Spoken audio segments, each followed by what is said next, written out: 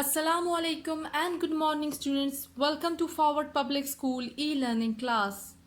Dear students, my name is Nazish Noor and I'm your Pakistan Studies teacher. We had already started chapter number 2 and the name of the chapter is Making of Pakistan and this is part 13. On page number 14, this is chapter number 2, Making of Pakistan. We had completed the introduction and background of the chapter. In this chapter, we had studied Lahore Resolution 1940, Cripps Mission 1942, CR Formula 1944, Gandhi Jinnah Talks 1944, Shimla Conference 1945, General Election 1945 and 1946, Convention of Elected Representatives of Legislative Assemblies 1946. We had also studied Cabinet Mission Plan 1946, Formation of Interim Government 1946 and 1947, the 3rd June Plan 1947, Partition of India and Establishment of Pakistan, British colonization, aims and policies. Now come to page number 32. This is the last topic of chapter number 2, Making of Pakistan. Role of Quaid-e-Azam in the establishment of Pakistan. Role कहते हैं किरदार को, establishment कहते हैं क़याम को, यानी कि पाकिस्तान के क़याम में कायद-ए-आज़म के रोल किरदार के बारे में हम पढ़ेंगे. Here we will discuss the role and efforts done by Quaid-e-Azam in the establishment of Pakistan. First I will read the passage, later I will explain it to you. Dear students, please hold your pencils in your hands and note down the meanings of difficult words. Political movement were introduced in India in the beginning of 20th century. Movement कहते हैं तहरीक को, political movements यानी सियासी Tehreek-e. The Congress dominated over all these movements. Dominated कहते हैं तसल्लुत होना, supremacy होना. In these states of affairs, affairs कहते हैं मामलात को, the person who not only organized कहते हैं मुनज़्ज़म, and made movable कहते हैं काबिल हरकत, the Muslims in their political struggle but also brought them to their destination Pakistan was Quaid-e-Azam Muhammad Ali Jinnah. Indian सब कॉन्टिनेंट में 20th सेंचुरी से ही political जो मूवमेंट्स थी, जो तहरीकें थी, जो आज़ादी के लिए आईं, उनका आगाज़ हुआ. आज़ादी के लिए जितनी भी तहरीकें चलाई गई उन सब पर तसल्लुत कांग्रेस पार्टी का था. इन तमाम मामलात में किन मामलात की बात कर रहे हैं? पॉलिटिकल मूवमेंट्स की बात कर रहे हैं. उसमें जो शख्स सबसे ज़्यादा ऑर्गेनाइज रहा पॉलिटिकल स्ट्रगल्स में और उन पॉलिटिकल स्ट्रगल्स को वो एक डेस्टिनेशन तक लाया, वो कायद-ए-आज़म मोहम्मद अली जिन्ना थे. He joined the Congress in 1906. Quaid-e-Azam ने कांग्रेस को 1906 में ज्वाइन किया and started to take part in practical politics. Practical कहते हैं अमली, पॉलिटिक्स कहते हैं सियासत को या सियासी. प्रैक्टिकल पॉलिटिक्स का वर्ड यहाँ पर इसलिए यूज़ हुआ है कि कायद-ए-आज़म ने जितने भी मूवमेंट चलाई उसमें प्रैक्टिकली वो ऑर्गेनाइज्ड रहे और उसे एक डेस्टिनेशन की तरफ लेकर आए. मतलब जितनी भी आज़ादी की तहरीकें चली हैं उसका अंजाम आखिर में ये निकला कि मुसलमानों को उनका अलग वतन हासिल हो गया था. मतलब कि उन मूवमेंट्स की डेस्टिनेशन कायद-ए-आज़म की वजह से मुसलमानों को मिली. When the Muslim League brought change in her aim and adopted a way of thinking to take part in government, he joined the Muslim League in 1913 and worked tirelessly to bring the two nations together. जब मुस्लिम league अपने मकसद में बदलाव लाई, बदलाव ऐसा था कि मुस्लिम league बहुत ही ऑर्गेनाइज्ड हो गई थी अपनी मूवमेंट्स चलाने में, ताकि वो एक अलग वतन हासिल कर सके। तो कायद आज़म ने मुस्लिम लीग को 1913 में ज्वाइन कर लिया था और स्टार्ट में उनका एजेंडा ये था कि वो टू नेशंस यानी हिंदू और मुस्लिम्स को यूनाइट रख सकें, करीब ला सकें। His efforts earned him the title the Ambassador of Hindu-Muslim Unity. Unity कहते हैं इत्तेहाद को, एम्बेसडर कहते हैं सफ़ीर, यानी कि वो इंसान, एम्बेसडर हम उसे कहते हैं जो दो स्टेट्स के बीच में तमाम मामलात को सॉल्व करते हैं। जो प्रॉब्लम्स चल रही होती हैं उन्हें बातचीत के ज़रिए सॉल्व करते हैं, जंग से नहीं बातचीत से सॉल्व करते हैं। कायद आज़म को ये टाइटल मिला कि वो एम्बेसडर थे हिंदू मुस्लिम यूनिटी के, यानी कि वो इत्तेहाद के सफ़ीर थे, मुसलमानों और हिंदुओं के इत्तेहाद के सफ़ीर थे। वो मुसलमानों और हिंदुओं में यूनिटी पैदा करना चाहते थे। He succeeded कामयाब हुआ to make both the parties on a pact at Lucknow in 1916. Pact कहते हैं मुआहदे को, बोथ पार्टीज यानी कि मुस्लिम लीग एंड कांग्रेस की बात हो रहे हैं। कायद आज़म कामयाब हो गए थे कि वो मुस्लिम लीग और कांग्रेस को एक मुआहदे में ला सकें, और उस मुआहदे का नाम था Lucknow pact 1916। He resigned the Congress in 1920. Resigned, इस्तीफा दिया। उन्होंने 1920 में कांग्रेस से इस्तीफा दिया। Now come to page number 33. He resigned the Congress in 1920 on the basis of difference that Congress did not consider non-cooperation movement as a right step towards freedom movement. Non-cooperation movement was made by 5th September 1920 by Gandhi with aim of self-governance. They were trying to obtain full independence as Indian National Congress. Congress India में Hindu rule चाहते थे कि अगर British India को छोड़ देते हैं तो उसके बाद वहाँ पर कांग्रेस रूल आए, हिंदुओं का रूल आए, ना कि मुस्लिम्स का। ये रीज़न बना था कि कायद आज़म ने कांग्रेस को रिज़ाइन कर दिया था और कायद आज़म ने 1920 में कांग्रेस से रिज़ाइन किया। Now come to the next paragraph. Quaid Azam fought the war of independence within the limits of law. Law कहते हैं कानून को, for his whole life and never went to prison. Prison कहते हैं जेल को। कायद आज़म ने कानून के अंदर रहकर आज़ादी की जंग लड़ी और कभी भी वो जेल नहीं गए। This shows that he was very much organized and he never acted against the law. It proves that he acted according to the law and struggled for the achievement of the rights of the Muslims. Proofs कहते हैं साबित करना। ये साबित करता है कि कायद आज़म ने हमेशा कानून के अंदर रहकर ही अपनी आज़ादी की जंग लड़ी। राइट्स कहते हैं हकूक़ को, और मुसलमानों के हकूक़ के लिए उन्होंने कोशिशें की। In 1928, when Congress ignored the demand of the Muslims in constitutional proposals.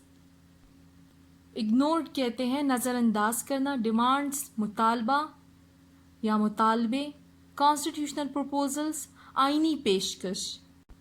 ये उस इवेंट की बात कर रहे हैं 1928 में जब नेहरू रिपोर्ट आई थी। हमने अपनी स्टार्ट की क्लासेस में ही नेहरू रिपोर्ट के बारे में डिटेल में पढ़ा है कि नेहरू रिपोर्ट में जो कॉन्स्टिट्यूशनल प्लान था वो मुस्लिम्स के अगेंस्ट था। The plan only considered the Hindus interest. He presented the wishes and demands of Muslims in a better way in the Round Table Conference. कायद आज़म ने राउंड टेबल कॉन्फ्रेंस में मुसलमानों की ख्वाहिशात और मुतालबात को अच्छी तरह से पेश किया। Round Table Conference was the peace conference which was held on 1930 and 1932 between British and Indian leaders to discuss the constitutional reforms in India. He criticized the Act of 1935. Act of 1935 was proposed by British. It is called the British Parliament Act and it was a constitutional proposal in 1935. Criticized कहते हैं तनकीद करना. कायद आज़म ने 1935 का जो act था, जो कि ब्रिटिश का एक्ट था, एक्ट कहते हैं कानून को, उस पर तनकीद की, but took part in the election of 1937. लेकिन 1937 में जो इलेक्शन हुए थे उसमें हिस्सा लिया. As we have discussed these elections in our very first class of second chapter, where we had discussed the introduction and background of this chapter. During 1937 to 39, he criticized those policies of Congress rule due to which the Muslims suffered कहते हैं बर्दाश्त किया, policies हिकमत अमली. As the result of election of 1937, Congress got 8 seats in provinces. Like Congress won in 8 provinces out of 11. बाकी 3 provinces में मुस्लिम league जीती थी. लेकिन जितनी ज़्यादा आपकी मेजॉरिटी, जितने ज़्यादा provinces में आप जीतते हैं, तो जो मेजॉरिटी provinces में जीता हो उसी पार्टी का रूल आता है, उसी की गवर्नमेंट बनती है.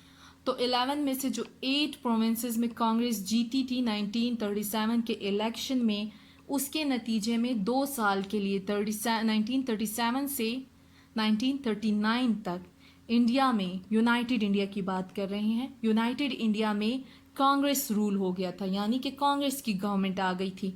और इस दौरान में मुसलमानों को बहुत सफ़र करना पड़ा था, क्योंकि गवर्नमेंट जितनी भी पॉलिसीज़ बना रही थी वो मुस्लिम्स के अगेंस्ट थी और वो हिंदुओं के हक में थी.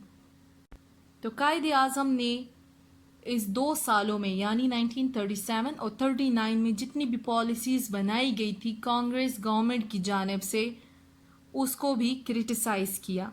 इन 1940 he got pass the Lahore resolution and determine कहते हैं तय किया, and determined the destination for the Muslims, and in a short period of 7 years of 1947 he made possible the achievement of Pakistan, especially in such conditions when the British and the Congress both were in opposition of the partition of India and establishment of Pakistan. Opposition कहते हैं खिलाफ होना. 1940 में Lahore resolution pass किया गया, जिसमें एक proposal पेश की गई पाकिस्तान एक अलग वतन के लिए. और इसी लाहौर रेजोल्यूशन में मुसलमानों की डेस्टिनेशन, यानी कि पाकिस्तान की बात कर रहे हैं, उसे तय किया गया. और 7 साल के एक शॉर्ट पीरियड में 1947 तक अपनी इस स्ट्रगल को एक अचीवमेंट बनाकर पाकिस्तान को हासिल किया गया, वो भी ऐसे हालात में जब ब्रिटिश और कांग्रेस दोनों पार्टीशन के खिलाफ थे. As we have already studied कि ब्रिटिश इंडिया में रिसोर्सेज के लिए आए थे, प्रॉफिट के लिए आए थे, ट्रेड के लिए आए थे, लेकिन इन तमाम तरीक़ों से वो इंडिया को मिसयूज़ करना चाहते थे. मिसयूज़ करने के बाद ब्रिटिश ने इंडिया को इंडिपेंडेंस इसलिए भी देनी थी कि वो वहाँ से बाकी विड्रॉल करना चाहते थे, वो वापस जाना चाहते थे, क्योंकि वो ऑलरेडी काफ़ी ज़्यादा रिसोर्सेज गैदर कर चुके थे, वो रिसोर्सेज हासिल कर चुके थे इंडिया की, और इंडिया के हालात काफ़ी बुरे हो गए थे. We have studied all these effects in part 11 British colonisation के अंदर जो हमने जितना कुछ भी पढ़ा है, तो उन इफ़ेक्ट्स के बारे में हम वहाँ पर डिटेल में पढ़ चुके हैं. तो कायद आज़म ने पाकिस्तान ऐसे हालात में आज़ाद करवाया या हासिल किया जब दोनों, यानी ब्रिटिश एंड कांग्रेस, इसके खिलाफ थी. Now come to the last paragraph of the chapter number 2. If you want to select One among all the leaders and workers who succeeded Pakistan movement is Qaid-e-Azam without any doubt. Succeeded कहते हैं कामयाब किया, movement कहते हैं तहरीक, doubt कहते हैं अंदेशा या शक को। अगर हम किसी एक लीडर या वर्कर को चुनना चाहें पाकिस्तान की मूवमेंट में, जो आज़ादी की मूवमेंट चली उसकी कामयाबी में, तो वो कायद-ए-आज़म हैं बग़ैर किसी शक के। He led the Muslim with more prudence and regulation. Regulation कहते हैं ज़ाब्ते, prudence कहते हैं समझदारी। During the whole movement, he never acted against law. Acted काम किया। He always challenged the British Congress and other leaders with the weapon of arguments against violence. Weapon कहते हैं हथियार को, arguments कहते हैं दलील, violence तशद्दुद। कायद आज़म ने मुसलमानों को समझदार और ऑर्गेनाइज्ड बनाया। जितनी भी मूवमेंट चली, यानी पॉलिटिकल मूवमेंट्स की बात कर रहे हैं, उसमें कायद आज़म ने कभी भी लॉ यानी कानून के खिलाफ काम नहीं किया।